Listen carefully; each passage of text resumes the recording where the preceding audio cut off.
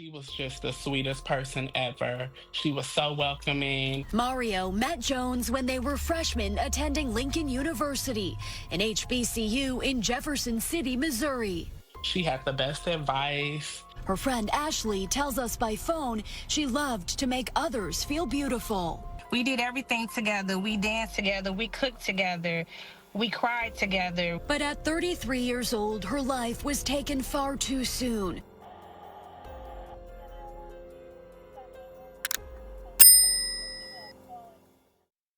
In Chicago, Illinois, on the 200 block of West 66th Street, a woman would be startled after hearing someone running up her stairs quickly and then banging on her door. Whoever was on the other side of the door banged over and over and was yelling help multiple times. By the time she opened the door, she saw two handprints covered in bodily fluids and a young boy running across the street. Thankfully, that woman went to his aid because he was seriously hurt and in dire need of medical help. The 11-year-old had been harmed by someone who claimed to love him, and sadly, he was one of 3 people in the home who became the target of a man unhinged.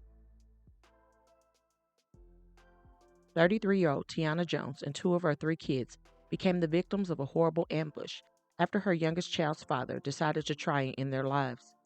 It was a Thursday evening around 7 p.m. when things turned bad inside of their home on the 7100 block of South Everhart Avenue. Chicago police say they're still investigating this triple that left one woman and 2 of her kids seriously injured. At a prayer vigil today for the victims, we did receive an update on the 2 children. We're told they're still in the hospital and have a long road to recovery. This is the first time in the community we've had domestic cases, we've had other problems, never nothing like this. This has devastated the entire community. Community leaders gathered on the South Side today to pray for family and friends of 33-year-old Tiana Jones. Very heartbreaking, very heart-wrenching. I see her children coming in and out, going to the car, going home. I have school-age children. I'm a mother. So I just wish that someone was there to help her get through this, get out of this type of relationship. After the vigil today, over a dozen people walked around the neighborhood handing out flyers. It had information about domestic and how anyone affected can seek help. We will not wait for a woman of any type of to come to us. Like, the days are over. Let's be clear about that. People are suffering inside the homes, and so it's time for us to go to the homes. Allegedly, Tiana's on and off again boyfriend, Marcus Bausley, with whom she was trying to co-parent with, had been making her life a living hell. The pair had been talking for the past 5 years and had a son together in 2020 who is now 4. Marcus had previously worked as a caseworker at the Cook County Juvenile Detention Center, and Tiana was a talented hairstylist who also attended Illinois Media School. According to Tiana's brother, Marcus was an antisocial person, and over the past 5 years they were together, he only came around a handful of times. It would later come out that he was not only verbally harmful, but physically harmful too to Tiana. She wanted nothing more than a healthy environment for her kids, especially for her older 2 that are currently 8 and 11, who lost their father after he suffered a heart attack. Family described her as a wonderful mom with a beautiful soul and a person that was always there to help. He was the glue that held her family together, but Marcus changed the dynamics of her family forever. Tiana had allegedly separated from Marcus a while back, but according to her brother, she had recently moved back into the home with him. Maybe it was to work things out. Maybe it was to make co-parenting easier. Whatever the reason for the move, I'm sure Tiana did not think it would cost her her life. On February 20th is when the terrible crime took place in the house, and Marcus allegedly started knifing Tiana in the back and her abdomen. It was during this time that Marcus was said to have knifed both of the older 2 boys and then abducted them. Tiana's family said the mother of Marcus found Tiana in the home Thursday night with the door and windows nailed shut allegedly. She said there was bodily fluids all over the home, and at that time Tiana was still alive. When EMTs and police arrived, she was still clinging to life in the ambulance, but sadly passed away in the hospital. Authorities were told about her boys, and 40 minutes after she passed away, an Amber Alert was put out for her 8-year-old. The 11-year-old will be found a few miles away after allegedly escaping Marcus, knocking on doors in the 200 block of West 66th Street. This is when Cynthia Kill, who happens to be a pastor, called 911 and helped save his life. Cynthia said, "It was very traumatic what I experienced. To see an 11-year-old boy on my doorstep bleeding. Felt like he was bleeding out, but God sustained him. After the Amber Alert was issued for Tiana's 8-year-old son, he showed up on a patrol station surveillance video in Auburn, Gresham, about 4 miles from where the crime happened. He was seen entering a gas station on 79th and Damon just before 4 a.m. on Friday, February 21st. He was injured too, and both boys were admitted to the Comer Children's Hospital in critical condition.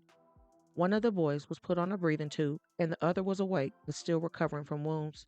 Sadly, both of the boys had to undergo multiple surgeries but still have a long way to recovery. Marcus was still on the run at this time, and by the time law officials caught up with him that Friday morning, he was near Crown Point, Indiana. A license plate reader detected Marcus's Ford Escape, prompting a chase by state police and the Lake County Sheriff's Department, who then boxed him in with their patrol vehicles. When ordered to exit the vehicle, he refused while putting a knife to his neck, causing harm to himself. He was then taken into custody and then to a local emergency room for evaluation for the neck wound before going to jail. Allegedly, Marcus was said to be fighting extradition back to Illinois, where he is expected to face multiple charges. These kids are going to be traumatized for the rest of their natural life. So we want to support this family. We want to support this community. A stark reality for a family now on the mend. Just days after tragedy struck this community in Grand Crossing, leaders offered up prayers and condolences for the family of Teone Jones, while her young sons, ages 11 and 8, were left critically injured. Both remain hospitalized at Comer Children's Hospital. One of them is still intubated. The other one is awake and doing pretty good for now. The suspect arrested in connection to the case has since been identified as Jones's boyfriend, 39-year-old Marcus Bausley.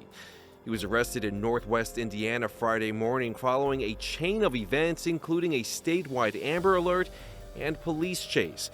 Bausley is accused of kidnapping Jones's children after he brutally stabbed her. One of the children escaped the car somehow and found help with a neighbor, Cynthia Keel, who says she was left traumatized after finding the 11-year-old. The other boy was found hours later after showing up at a gas station on 79th and Damon.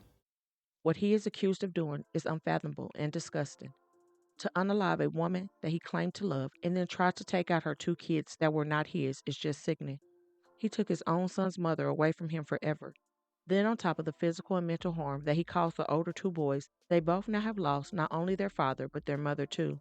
At only 11 and 8, they have to deal with so much, and they will need all the prayers they can get because it's going to be a long road to recovery for them in so many ways. Tiana loved her boys so much and loved making others feel beautiful. Neither her nor her kids deserve what happened to them, and she should still be here. The boys should have never had to go through what they had to go through, and my thoughts and prayers are with them both. Please, if you're in a DV situation, don't take it lightly because it's not just your life that could be in harm's way, but your children too. You are important and your life matters, and your kids' life matters just as much. So please don't forget to comment your thoughts and prayers for this family in their difficult time and that those 2 innocent boys heal quickly. Also, don't forget to hit that like button and share to make your people aware. And as always, remember to stay woke. Things change quickly.